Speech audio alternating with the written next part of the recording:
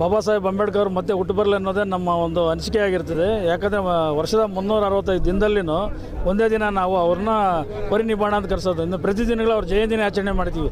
ಇವತ್ತೊಂದು ದಿನ ಮಾತ್ರ ಅವರಿಗೆ ಪರಿನಿಬ್ಬಾಣ ದಿನಾಚರಣೆ ವ್ಯವಸ್ಥಿತವಾಗಿ ಹೇಳ್ತೀವಿ.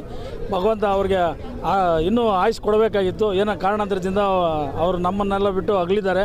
ಆದರೂ ಸಹ ಪ್ರತಿದಿನವೂ ನಮ್ಮ ಜೊತೆಲಿ ಇರ್ತಾರೆ.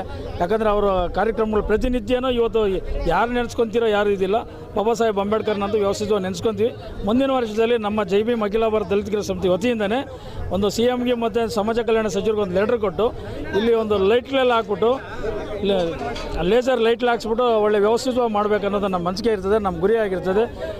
ಸದಾ ಅವರು ಎಷ್ಟು ನಮ್ಮ ಭೂಮಿ ಮತ್ತು ಆಕಾಶ ಮತ್ತು ನಮ್ಮ ಇರ್ತದೋ ಅದುವರೆಗೂ ಬಾಬಾ ಸಾಹೇಬ್ ಅಂಬೇಡ್ಕರ್ ಅವರ ಹೆಸರು ಶಾಶ್ವತವಾಗಿ ಉಳಿ ಅನ್ನೋದೇ ನಮ್ಮ ಜೈ ಭೀಮ್ ಅಖಿಲ ಭಾರತ ದಲಿತ ಕಿರಿಯರ ಸಮಿತಿ ಸಿದ್ಧಾಂತ ಆಗಿರ್ತದೆ ಸರ್. ಇದಕ್ಕೆ ನಮ್ಮ ಕಾರ್ಯಕರ್ತರು 100 ಕಾರ್ಯಕರ್ತರು ಎಲ್ಲ ಬಂದಿದ್ದಾರೆ. ಎಲ್ಲ ಬಾಬಾ ಸಾಹೇಬ್ ಅಂಬೇಡ್ಕರ್ ಅವರ ಈ ದಿನಕ್ಕೆ ಆಗಮಿಸಿ ಎಲ್ಲರಿಗೂ ಅವ್ರಿಗೆ ನಮನ ಸಲ್ಲಿಸಿದ್ದಾರೆ. ಬಾಬಾ ಸಾಹೇಬ್ ಅಂಬೇಡ್ಕರ್ ಅವರ ನೆನಪು ಪ್ರತಿ ನಮ್ಮ ಜೊತೆಯಲ್ಲಿ ಇರಲಿ ಅಂತೇಳಿ